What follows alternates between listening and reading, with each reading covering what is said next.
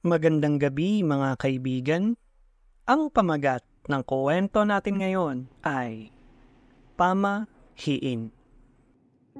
Maraming mga pamahiing sinusunod ng mga Pilipino.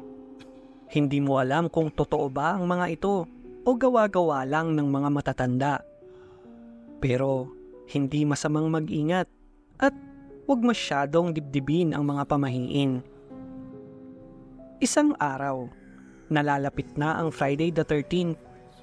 Asar na asar si Raymond dahil sa kaibigan niyang si Dodong. Pinipilit niya kasi si Raymond na isuot ang agimat na gawa ng kanyang lolong albularyo. Ayaw isuot ni Raymond ang agimat dahil ang pangit nito. Nahihiya siya sa mga kaklase niya sa college kasi hindi bagay sa forma niya. Pwede naman niyang isuot sa ilalim ng mga damit niya, sabi ni Dodong. Ngunit ayaw pa din tanggapin ng kaibigan ang agimat. Ang totoo kasing dahilan ng pagtanggi ni Raymond ay dahil sa hindi siya naniniwala sa pamahiin. Gawa-gawa lang daw ito ng mga matatandang nagmamarunong at walang pinag-aralan. Madalas siyang nakikipagtalo sa kaibigan niyang si Dodong dahil dito. Ginagawang halimbawa ni Raymond tuwing magtatalo ang mga makabagong gawain ng mga tao ngayon. Katulad ng mga funeral homes, sabi ng matatanda ay bawal maglinis ang pamilya ng namatayan kapag naglamay. Pero sa funeral homes ay araw-araw naglilinis ang mga janitor. Bakit hindi naman sila minamalas? Bawal matulog ng basa ang buhok. Ilang beses nang ginawa ni Raymond yun, pero wala naman nangyayaring masama sa kanya. Bawal magupit ng kuko sa gabi. Sana nalugi na ang lahat ng may-ari ng salon kung totoo yun. Bawal umalis sa mesa at umuwi kapag hindi pa tapos kumain ang lahat ng bisita. Pero paano mo papaliwanag ang mga customer ng Jollibee at McDo?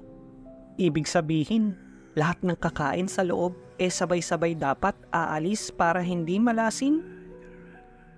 Laging talo sa usapan si Dodong. Pero hindi naman siya nagagalit sa kaibigan. Ayaw niya lang mapahamak si Raymond dahil bukod sa Friday the 13th, full moon din sa darating na Biyernes. Hindi pinansin ni Raymond ang kaibigan at dumiretso sa kanyang dorm na tinutuluyan pagkatapos ng mga klase niya. Nakatulog si Raymond. Ginising siya ng kanyang sikmurang kumakalam.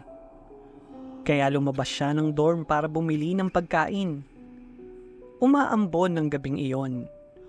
Walang dalang payong si Raymond, kaya nagmamadali siyang makabili ng pagkain sa tindahan na nasa kabilang kalsada.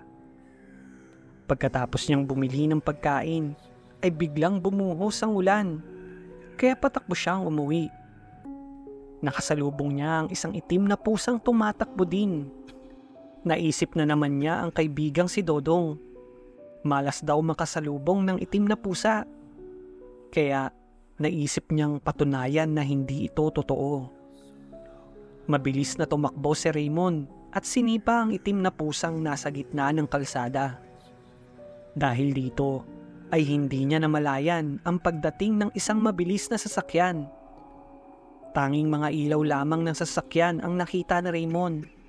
Hindi siya makagalaw at ang akala niya ay namatay na siya. Pero nagtuloy-tuloy lang ang sasakyan at nakatayo pa din si Raymond.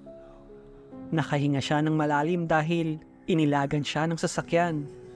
Pero naalala niyang malakas ang ulan at basang-basa na siya.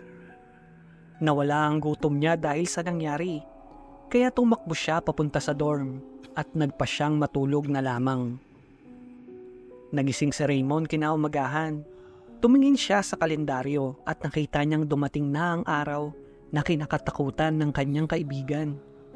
Friday the 13th. Natawa na lamang si Raymond dahil naisip niya kung gaano kauto-uto ang kaibigan niyang madaling maniwala sa mga pamahiin. Pumasok siya sa universidad. Wala si Dodong.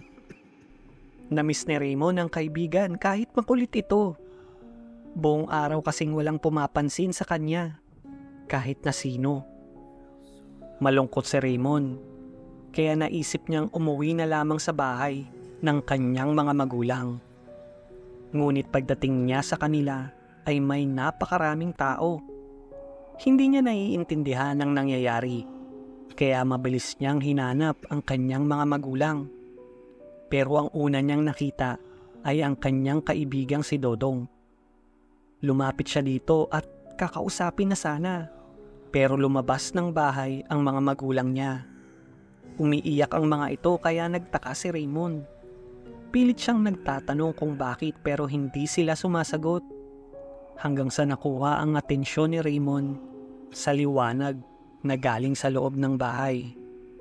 Pumasok siya. Napaluhod ito at naiyak dahil nakita niya ang kanyang sariling nakahiga sa isang saradong kama.